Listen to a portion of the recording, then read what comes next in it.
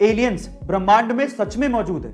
In fact Israel और America जैसे देशों को इसके बारे में सब कुछ पता है और वो एलियंस के संपर्क में भी हैं। इसके अलावा अमेरिकी पूर्व राष्ट्रपति डोनाल्ड ट्रंप को भी इसके बारे में पूरी जानकारी थी। वो दुनिया को इसके बारे में बताना भी चाहते थे, लेकिन एंड टाइम पे एलियंस ने डोनाल्ड ट्रंप को यह कहते हुए मना कर दिया कि मानव जाति इसके लिए तैयार नहीं है।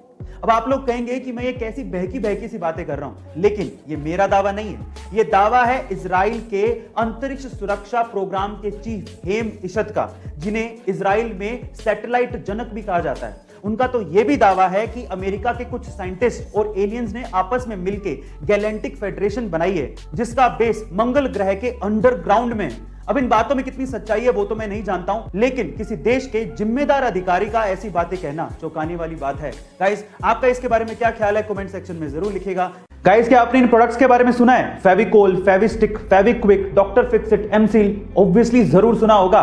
लेकिन क्या आपको पता है कि सारे के सारे प्रोडक्ट एक ही कंपनी ओन करती है, जिसका नाम है पीडीलाइट इंडस्ट्रीज। और पीडीलाइट इंडस्ट्रीज के फाउंडर और ओनर है मधुकर पारिक, जो कि पूरे इंडिया के 70वें सबसे अमीर आदमी हैं, जिनकी नेटवर्थ 13,000 करोड़ से भी ज्यादा है। अब आप लोग सोच रहे होंगे कि शायद मधुकर पारिक जी पुश्तैनी रईस रहे होंगे, लेकिन ऐसा नहीं है। मैं आपकी जानकारी के लिए आपको बता दूं कि एक समय ऐसा था जब मधुकर पारिक जी मुंबई में एक लकड़ी व्यापारी के यहां पर पियोन की तरह काम करते थे।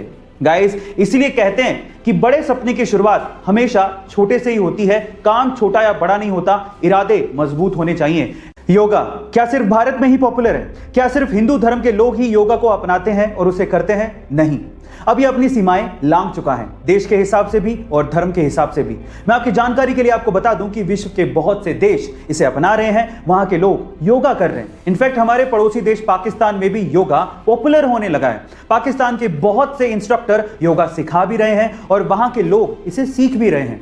वहां के बहुत से पार्कों में आपको सुबह सुबह लोग योगा करते दिख जाएंगे। गाइस, कराची और लाहौर के लोग भी ये समझने लगे हैं कि अगर हमें कोरोना जैसी महामारी से बचना है और अपने आप को तंदुरुस्त रखना है तो योगा बहुत जरूरी है। इसे कभी किसी देश या धर्म से जोड़कर नहीं देखा जाना चाहिए। आपका इसके बारे में क्या विचार है? कमेंट सेक्शन में जरूर लिखिएगा और ऐसे अमेजिंग वीडियोस के लिए शेयर, सब्सक्राइब एंड लाइक। मिलता है अगली वीडियो में।